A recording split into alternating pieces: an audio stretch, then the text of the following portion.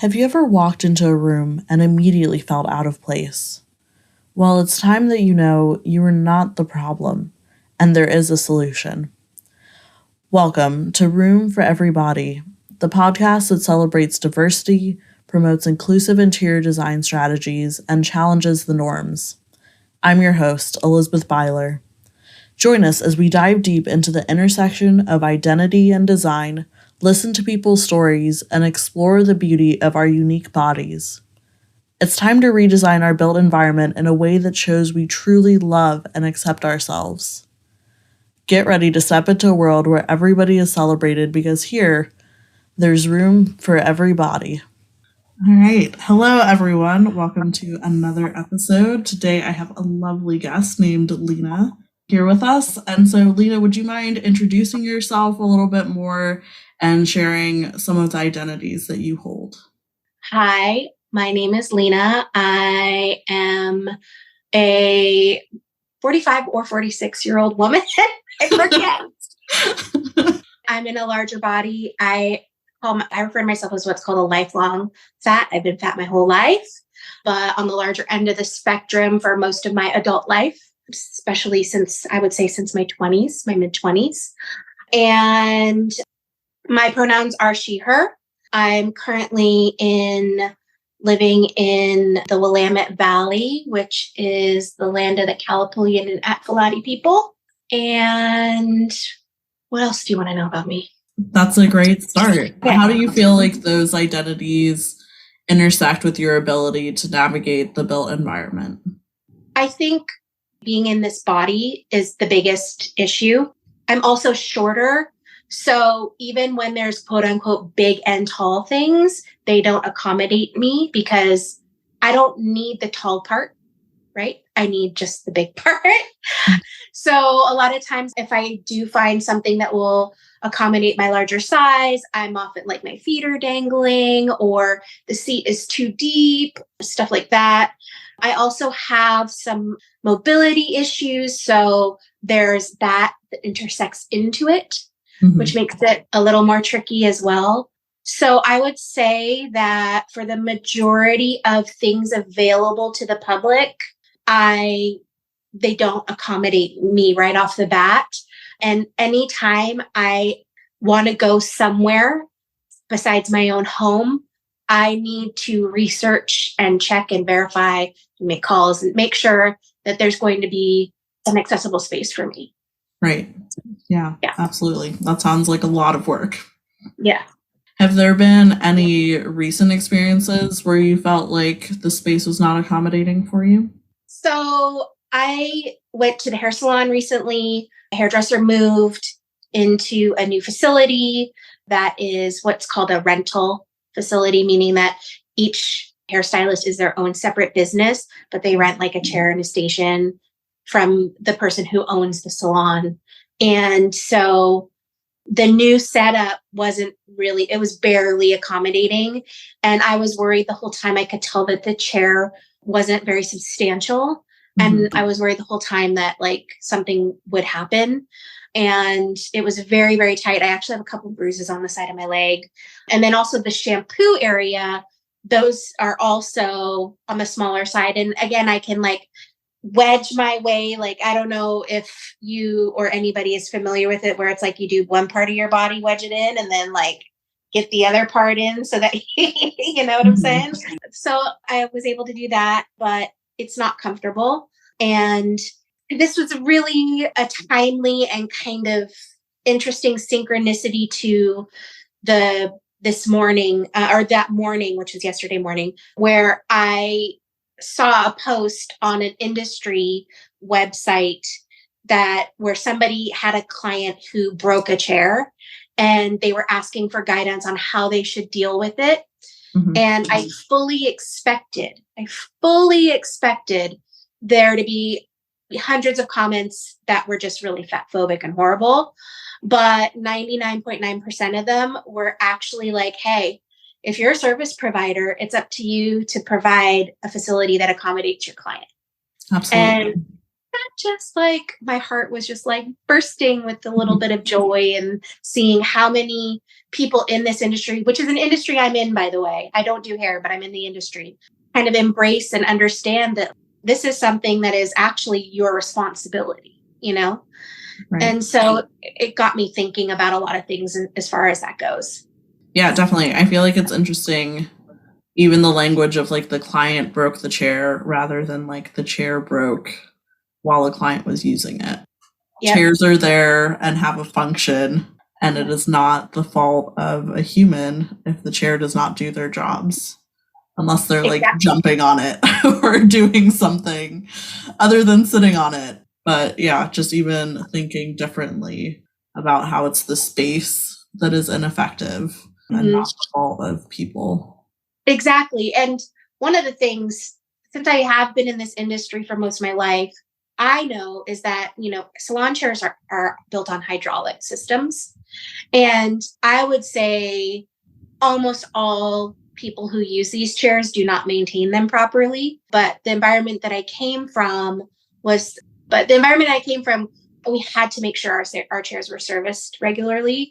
And so there's a lot of that too, where even if it had been a smaller sized person, if you're not taking care of your equipment properly, this is an issue. So there's many layers to it. Mm-hmm. And I love that you pointed out that like, hey, it's the responsibility of the service provider to make sure that the chair or the facility is accommodating, and it's not the person who broke it, it's the equipment that failed. Mm-hmm. I love that. Yeah, I think that hair salons are so interesting because there's so much happening that's not always inclusive. Like I'm even thinking about a recent haircut that I had, and when I walked in, it was immediately like the music was so loud, there were like bright lights everywhere, and there were only 2 people cutting hair, so it should have been like a nice calming experience, but was just very overstimulating for no apparent reason. Yeah, this industry is interesting because the environments are so varied, and they really kind of depend on either who's managing or running the environment or the people working inside. And it's usually up to them to decide.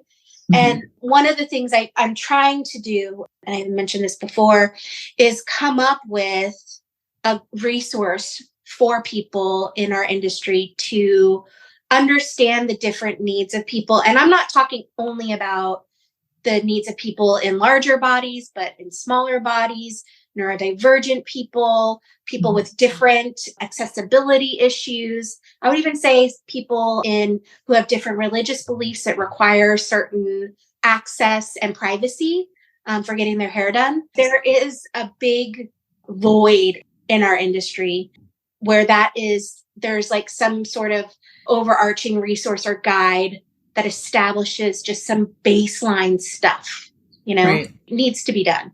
Yeah, absolutely. I think that would be wonderful. I was just going to ask you, what do you think like an inclusive salon would look like? Can you kind of paint us a picture? Yeah. Well, I want to preface by saying I am not 100% sure of what all of the inclusivity points would be, just because I don't know what all of the needs are. For example, like I don't know what a little person's specific needs and desires would be, right? Mm-hmm. Or, certain types of neurodivergent people, I don't know what those are. But from somebody who, I had a family salon, it was a 25 chair salon. We saw over 100 people a day. And there were just certain things that you see as that, goes in and out, where you learn by the variety of people that walk through the door what is needed. So, and then there's my lived experience. So what I can say is, number one are the bigger, sturdier chairs. I would love there to be, I know there's one model out there, and I can't remember the name of it, where one of the arms actually comes off. That's great. Yeah. And that would not only be for somebody in, a larger body, and it's already a wide chair. I believe I would say, can I back up for a second? I would say when we're talking about chair width, I would say it has to start at least 20 and 22 between 20 and 22, and then go up from there. Mhm. Because to me, that size is a size that smaller body people are also comfortable in, as well as larger body people. But there has to be some sort of flexibility. So back to this arm, which is really cool. The arm actually slides out. And this is great for people who are also have mobility issues, and also people who are in wheelchairs, because a lot of times many people in wheelchairs have upper body where they can slide themselves in and out, right? Right. But they can't necessarily do front and back because, I mean, think Mhm. about the logistics of that. So this is I would say definitely a wider, more heavy duty chair with movable, adjustable arms. I would also say the shampoo chairs should actually let the person sit normally and then push them back for mobility's sake, and then also have some adjustable arms, or more of a bed type, which I've seen in other countries where it's more of a bed that you kind of lay in. For aesthetics and massage, your table should be adjustable up and down to accommodate people getting on and off the table. And it should be weighted at a minimum of, I would say, 500 pounds. And those are actually very common these days.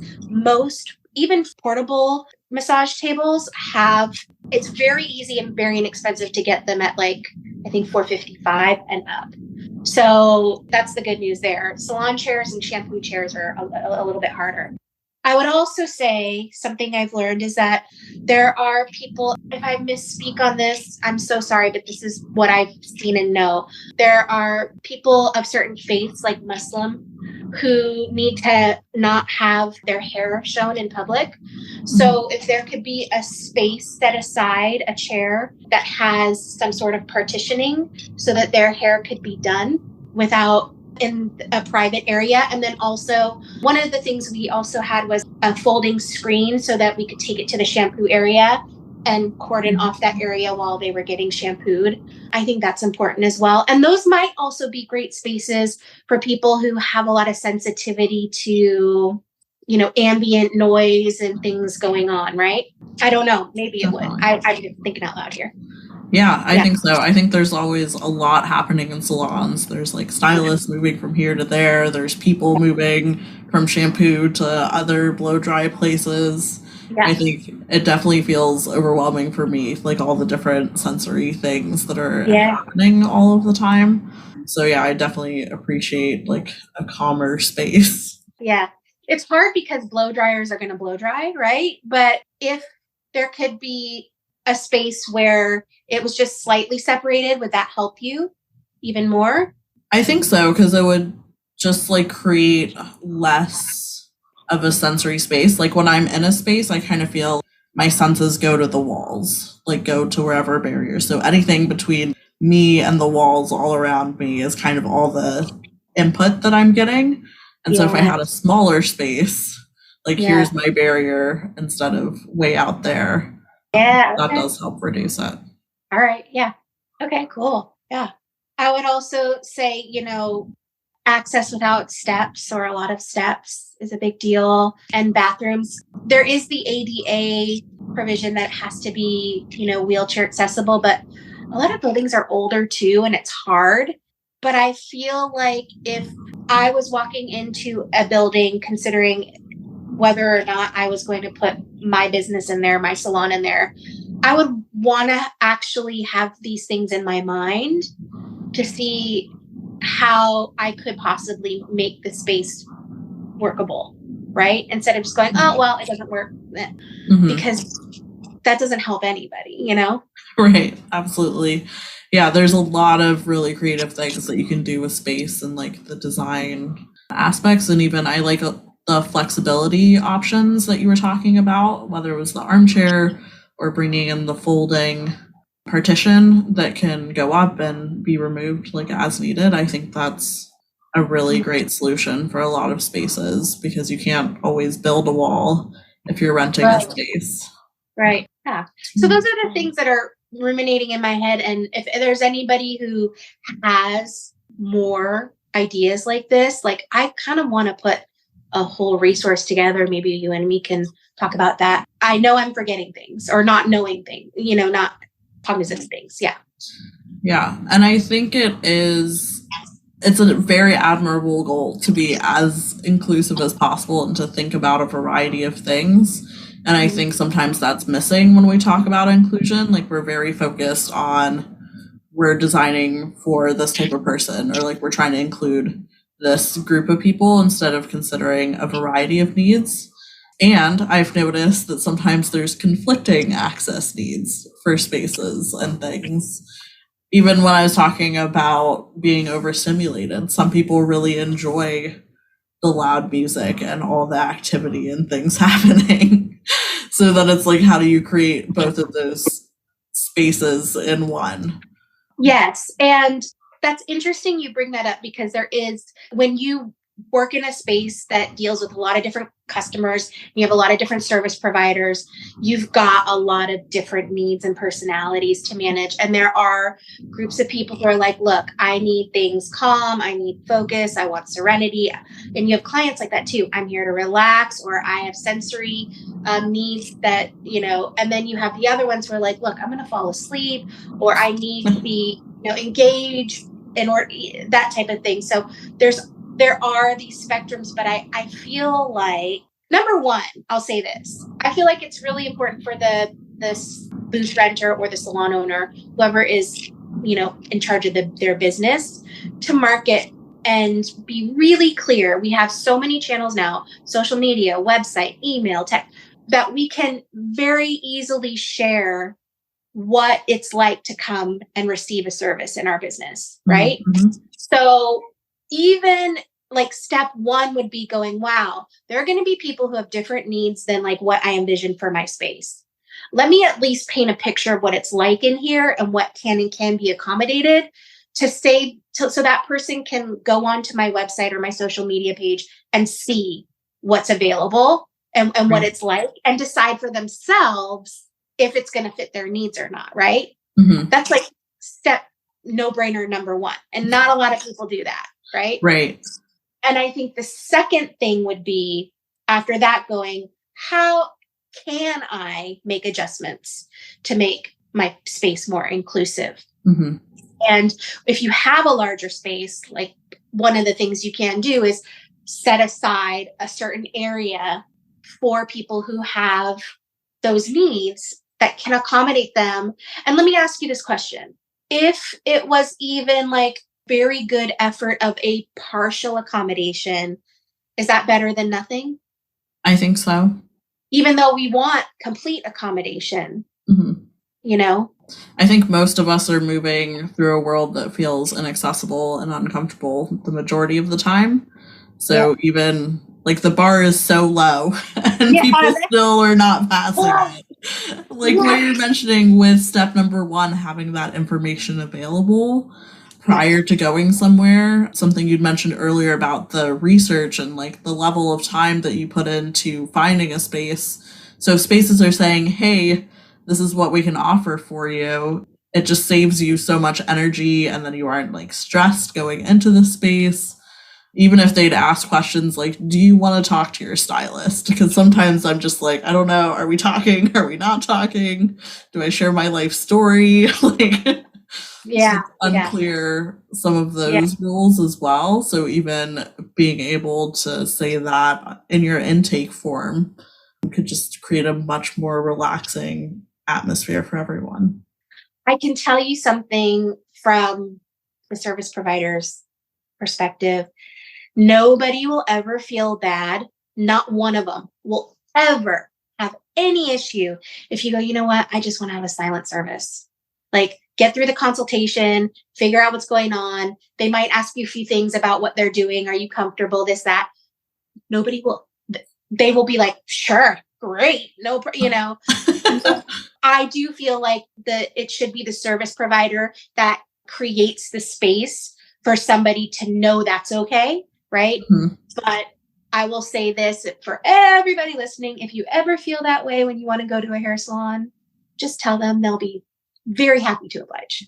That is very good to know, because that's definitely, I put a lot of energy into keeping the conversation going, and then I'm like, I'm so tired. Never.